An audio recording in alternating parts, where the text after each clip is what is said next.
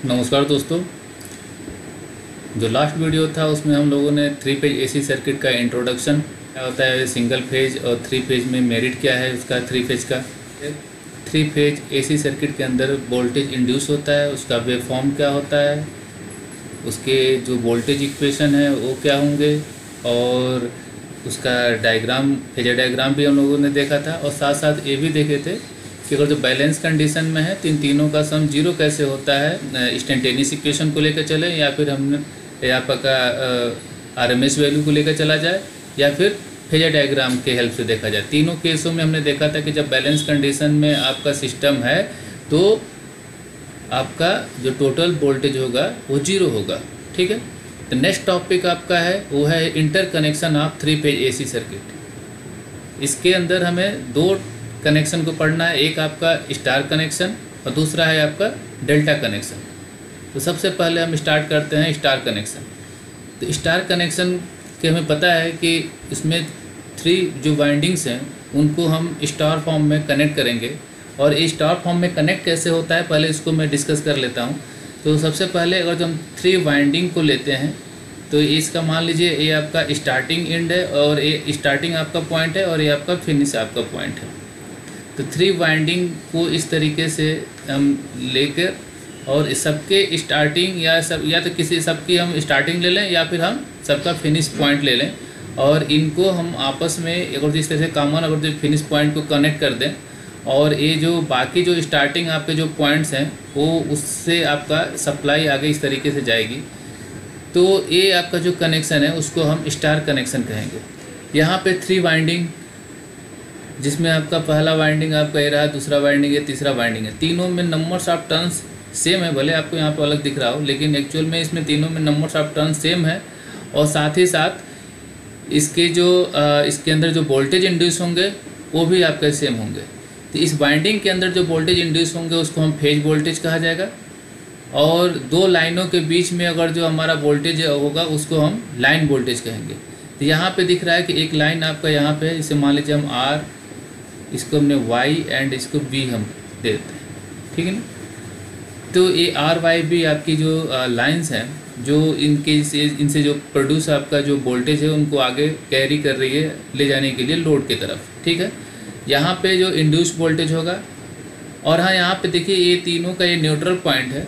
तो हम इस 3 फेज जो आपका स्टार कनेक्शन है इसको हम ऐसे भी कह सकते हैं कि 3 फेज 3 वायर या फिर 3 फेज 4 वायर। 3 फेज 4 वायर क्या होगा, अगर इसमें न्यूट्रल वायर अगर जो हम यहाँ पे शो कर दें तो इसको हम 3 फेज 4 वायर भी कर सकते हैं। क्लियर है। तो अब हमारे इन तीनों वाइंडिंग के अंदर जो वोल्टेज इंड्यूस हुआ है इसको मान लीजिए इनके जो आपके लाइन्स हैं उनके अकॉर्डिंग लिखिए है। इसको हम ई आर, ये हो गया आपका ई वाई एंड ए आपका ई आपका बी हो गया। क्लियर है। 2 लाइनों का जो वोल्टेज है वो आर और वाई के बीच का जो वोल्टेज होगा उसे हम लाइन वोल्टेज कहेंगे और इसको हम आर वाई से मान लीजिए रिप्रेजेंट करती है। ठीक है। इसी तरीके से आपका वाई और बी के बीच में आपका जो वोल्टेज होगा वो भी आपका लाइन वोल्टेज कहलाएगा और इसको हम यहाँ पे ई वाई बी से रिप्रेजेंट कर देगा। ठीक है। और तीसरा जो है आपका वाई और आर यानी R Y Y B and आपका बी आर। तो बी आर के बीच में जो आपका वोल्टेज होगा वो भी आपका लाइन वोल्टेज कहलाएगा और ये आपका होगा ई आपका बी आर। ठीक है। और इन तीनों लाइन में जो इन वोल्टेज जो इंड्यूस वोल्टेज है इनके वजह से जो करंट आगे आपका फ्लो करेगा, यदि ये लोड से कनेक्ट होता है तो इसमें करंट हो जाएगा ये आई, इसे हम आई आर कहते हैं।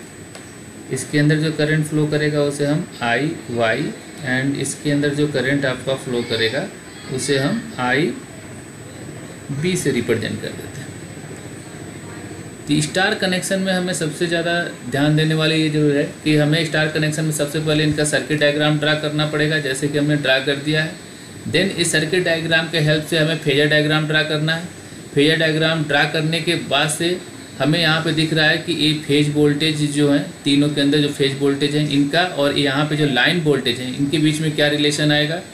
और साथ साथ यहाँ पे जो करंट आपका है ये लाइन करंट है, क्योंकि लाइन के अंदर फ्लो कर रहा है। इसी तरीके से इस फेज के अंदर जो करंट होगा, यहाँ पे जो फेज के अंदर जो करंट आपका फ्लो करेगा, वो आपका जो करंट है वो उसकी वैल्यू क्या होगी, यानी ये आपका आई आर, ये भी आपका क्या होगा आई बी होगा, और ये भी आपका आई वाई होगा। यहाँ पे क्लियर दिख रहा है कि जो आपका फेज के अंदर करंट है वही आपका लाइन के अंदर करंट है, ठीक है।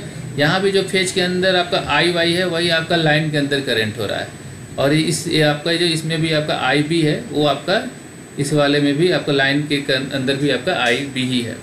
लेकिन फेज की बात किया जाए यहाँ पे फेज और लाइन वोल्टेज में, तो यहाँ पे दिख रहा है जो फेज वोल्टेज है वो लाइन वोल्टेज के बराबर नहीं है, क्योंकि यहाँ पे दिख रहा है लाइन वोल्टेज, दो लाइनों के बीच का जो वोल्टेज आपका ई आर वाई है वो इन दोनों का कॉम्बिनेशन वाला वोल्टेज है, ठीक है।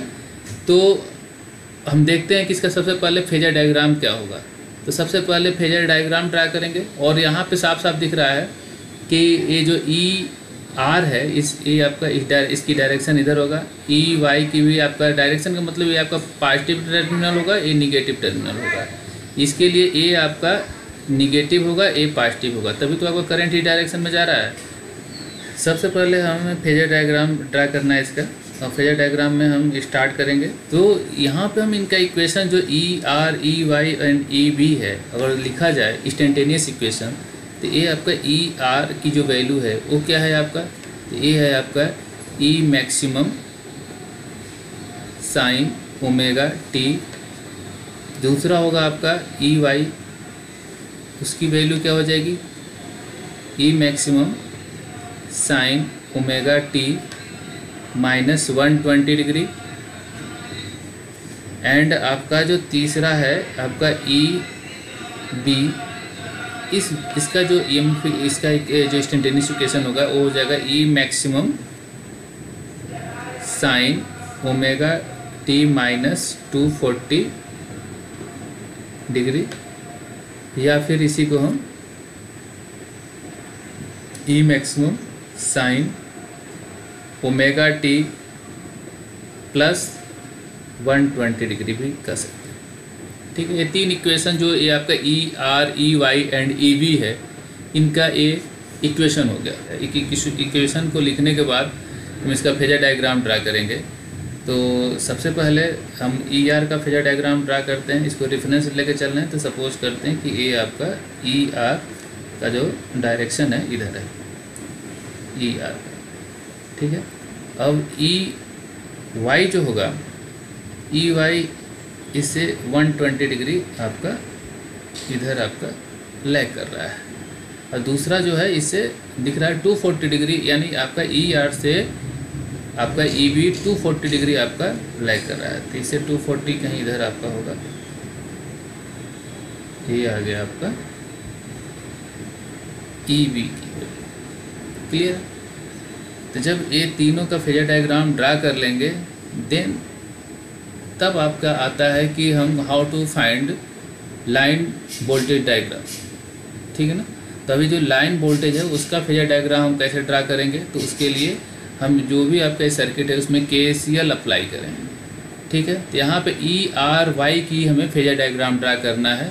तो यहाँ पे आर आपका दिख रहा है आर वाई है, तो आर इसको हम पॉजिटिव ले लिए और वाई को निगेटिव ले लिए। जब इसमें हम KCL अप्लाई करेंगे, यानी आपका ये जो ई आर ई वाई और आपका ई आर वाई है, इनके बीच में अगर जो KCL अगर जो हम अप्लाई करें इस क्लोज लूप के अंदर, तो हमारे पास जो इक्वेशन आएगा वो इक्वेशन आपका कुछ इस तरीके से आ जाएगा। सबसे पहले स्टार्टिंग में अगर जो हम इसके अंदर यहाँ से कोई कलर दूसरा चेंज कर लेते हैं, ब्लैक मान लीजिए। तो हम यहाँ से स्टार्ट किए और ये इस डायरेक्शन में चलते हुए, ठीक है, ऐसे चलते हैं और फिर इसी पोजीशन पे हमें पहुँचना है। तो जब यहाँ से स्टार्ट करेंगे चलना, तो सबसे पहले आपका प्लस ई आर वाई आ रहा है, तो हम सबसे पहले क्या ले लेंगे आपका ई आर वाई।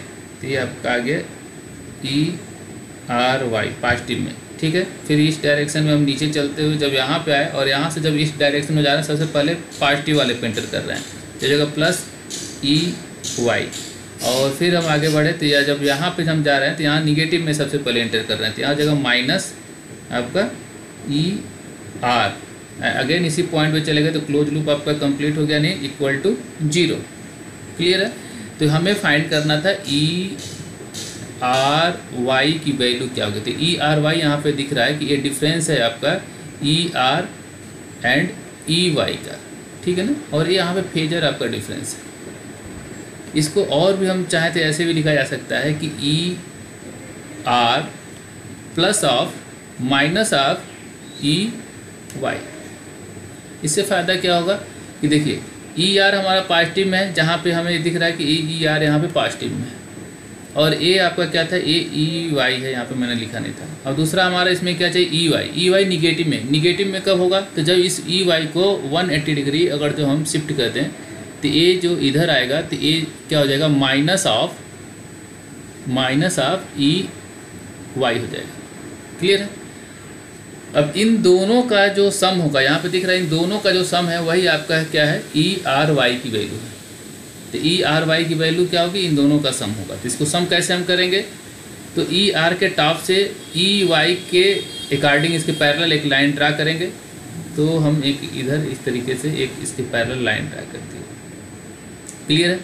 ऐसे ही आपका माइनस EY से ER के पैरेलल एक लाइन ड्रा करेंगे, और ये जहाँ पे दोनों आपस में ज्वाइंट हो रहे हैं, मिल रहे हैं, उसको हम इस आपका जो ओरिजिन है उससे हम कनेक्ट कर देंगे, तो हमारे पास इसको कनेक्ट कर देंगे। तो ये आपका आ गया ERY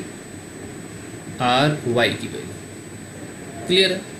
और हमें दिख रहा है कि इनके बीच में कितना था, ये आपका 120 डिग्री आपका था। तो ये क्या कर रहा है, जब ये लाइन को जब हम 180 डिग्री पीछे लेकर गए हैं तो इसको क्या करेगा, ये 60 डिग्री से डिवाइड करेगा।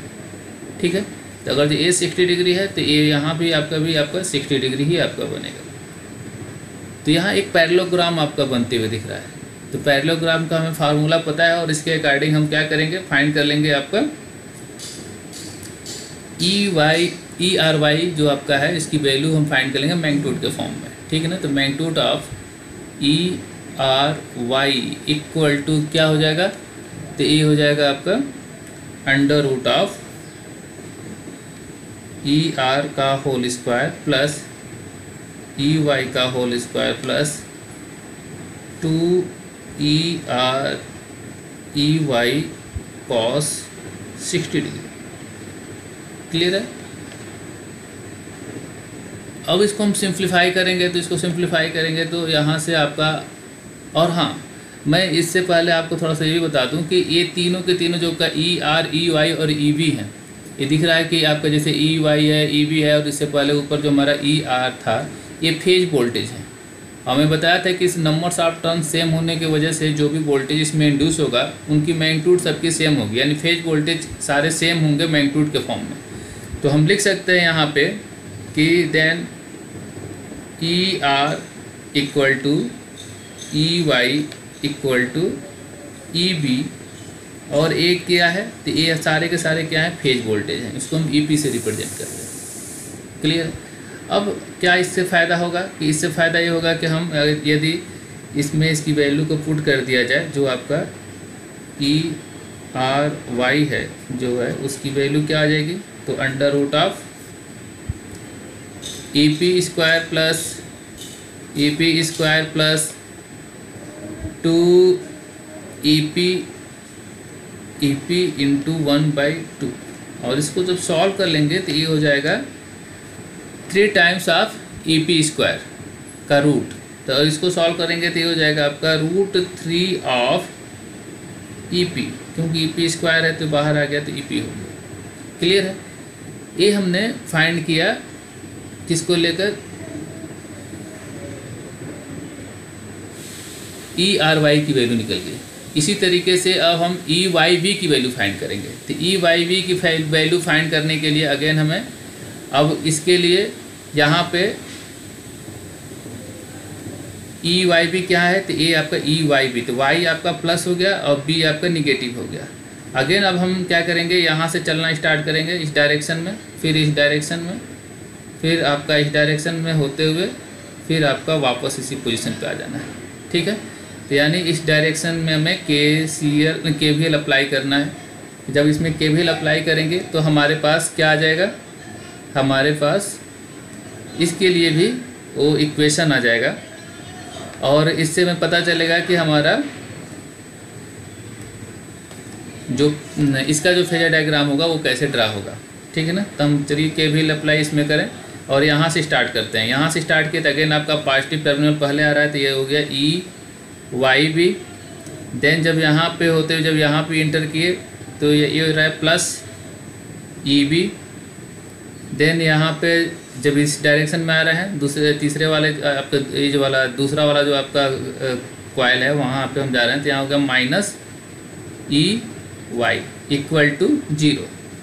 फिर इसको जो अगेन हम सॉल्व करेंगे तो ये हो जाएगा E Y B equal to ये हो जाएगा E Y minus E B का फेजर सम। ठीक है, तो यहाँ पे आपका क्लियरली दिख रहा है कि जो हमारा y है वो पॉजिटिव होगा लेकिन b हमारा निगेटिव होगा। तो यहाँ पे y आपका ये पॉजिटिव दिख रहा है, b हमारा यहाँ पे पॉजिटिव है, और जिसको हम 180 डिग्री नीचे की तरफ लेकर आएँ तो कहीं यहाँ पे आएगा, तो ये आपकी होगी माइनस ऑफ ई बी। अब इन दोनों का जो फेजर सम होगा वो होगा आपका ई वाई बी की वैल्यू। तो इसको कैसे फाइंड करेंगे, तो इस लाइन को भी हम ई वाई के पैरेलल जैसे ऊपर हमने ड्रा किया था वैसे ही करेंगे, फिर इसको भी हम इस लाइन के पैरेलल ड्रा करेंगे। ये दोनों कहीं यहाँ पे इसको कट कर रहा है, तो इसको हम इसके साथ जोड़ देंगे, तो ये जो वैल्यू होगी ये हो जाएगा आपका ई वाई बी की वैल्यू। ठीक है, ई वाई बी की वैल्यू। अगेन ये आपका पूरा का पूरा कितना था, 120 डिग्री था, तो ये वाली जो पोर्शन है ये वाला ये हमारा हो जाएगा 60। ठीक है, ये हमारा 120 था तो ये हो जाएगा 60, और इस लाइन को भी आगे बढ़ाएंगे तो इसके साथ जो एंगल बनेगा वो भी आपका 60 ही रहेगा। तो इसमें पैरेललोग्राम आपका अप्लाई कर देंगे, तो जब पैरेललोग्राम अप्लाई करेंगे तो यहाँ से इसकी मैग्नीट्यूड आ जाएगी। मैग्नीट्यूड क्या हो जाएगा, magnitude of E Y B, और इसको भी सिमिलरली इसी तरीके से हम करेंगे under root of E Y का whole square plus E B का whole square plus 2 E Y E B and cos 60 degree.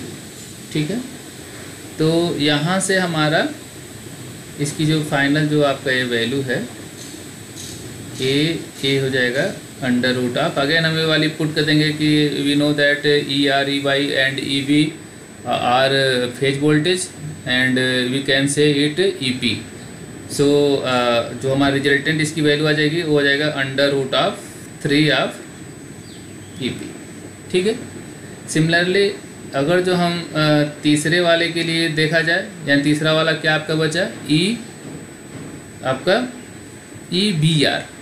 ठीक है ना, तो यहाँ बी आर आ रहा है ना, तो बी को हम पहले क्या लेंगे, बी को हम लेंगे पॉजिटिव एंड आर को निगेटिव लेंगे इस लाइन वोल्टेज में। तो फिर अगेन हम आपका ये क्या करेंगे, इसको चलिए हम बार बार चेंज नहीं, इसको हम ले लिए, ये निगेटिव हो गया, ए पॉजिटिव हो गया बी का, और बी के बाद से आर आ रहा है तो ये आर आपका निगेटिव हो गया। और इसके लिए क्या हो जाएगा, आपका यहाँ से चलना स्टार्ट करोगे ऐसे होते हुए ऐसे होते हुए ऐसे होते हुए ऐसे होते हुए ऐसे होते हुए फिर इसी पॉइंट पर आ जाओगे। तो अगर जो ऐसे हम चलेंगे तो इसमें भी हम केवीएल अप्लाई करेंगे, और केवीएल अप्लाई करके यहाँ से भी हमें एक इक्वेशन आएगा, और वो इक्वेशन इसका फेजर डायग्राम जो आपका ई बी आर है उसका फेजर डायग्राम ड्रा करने में हेल्प करेगा। तो मैं बता देता हूँ उसका क्या आएगा। तो ये आपका अगेन सिमिलरली क्या हो जाएगा कि आपका ई बी आर की जो वैल्यू है वो भी हो जाएगा आपका, मैं डायरेक्ट लिख देता हूँ, ये हो जाएगा E B minus E are.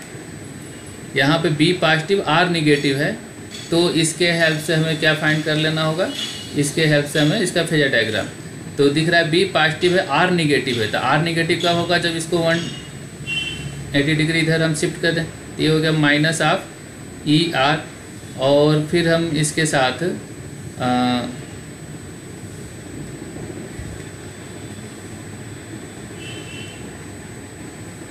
इस तरीके से ए पैरेलल है इसके और ए पैरेलल यहाँ पे इसके, ठीक है ना।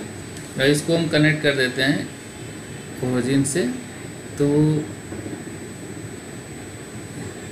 हमारे पास ये जो आएगा ये हो जाएगा आपका ई बी आर की वैल्यू, ठीक है।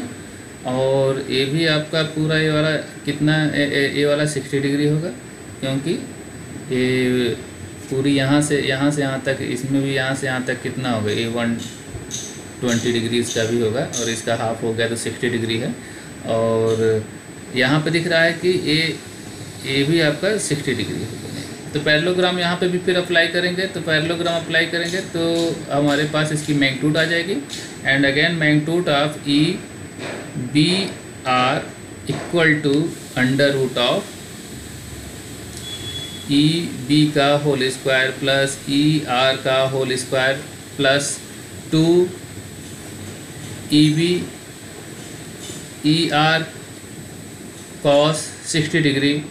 एंड जब इसको भी हम पुट कर देंगे कि आपका जो E V and E R equal है ई पी के, तो ये आपका हो जाएगा √3 ऑफ ई पी। तो मेरा कहने का मतलब ये है कि यहाँ पे हम दिख रहा है कि जो ई आर वाई है उसकी भी वैल्यू √3 ऑफ ई पी है। यहाँ पे हमारा ई बी वाई जो है, यानी आपका जो दूसरा जो लाइन आपका जो वोल्टेज है उसकी भी वैल्यू आपकी सेम आ रही है, तीसरे वाले की भी आपकी सेम आ रही है। और तीनों के तीनों क्या है आपके लाइन वोल्टेज हमने निकाले हैं। तो तीनों के तीनों जो लाइन वोल्टेज हैं उनकी तो वैल्यू सेम आ रही है, और वो कितनी आ रही है? √3 ऑफ फेज वोल्टेज, यानी ई पी क्या है? फेज वोल्टेज, ठीक है ना। तो हम कह सकते हैं कि जो हमारा ये आया हुआ है कंक्लूजन, हमारा क्या दिख रहा है यहाँ पे? कंक्लूजन ये बता रहा है कि क्योंकि आपका ई मैग्नीट्यूड में जो हमारा निकाले हैं ई आर वाई जो लाइन वोल्टेज है, और वो किसके बराबर है? तो magnitude of E Y B के बराबर, क्योंकि उनकी वैल्यू √3 बाई कितना आया है? √3 आपका ई पी आया है।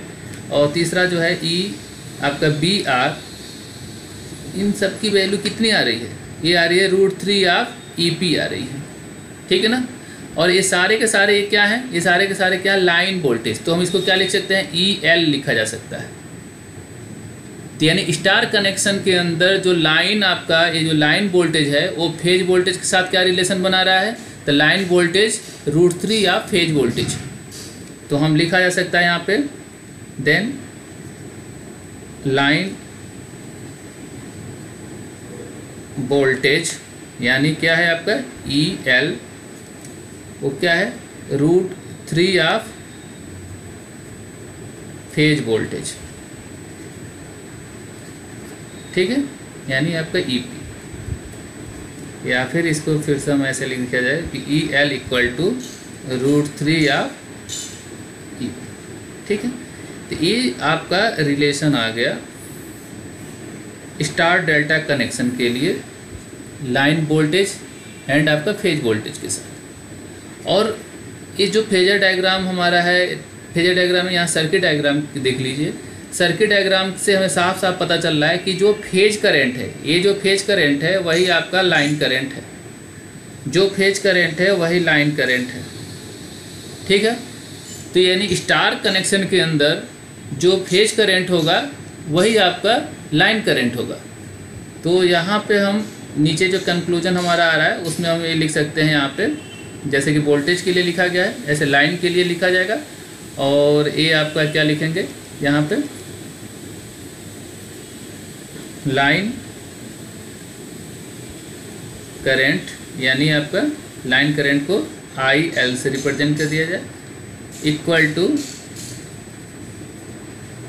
फेज करंट, यानी आपका आई पी, ठीक है। यानी I L equal to I P होता है डेल्टा कनेक्शन के लिए। जो लाइन करंट होगा वो फेज करंट के इक्वल।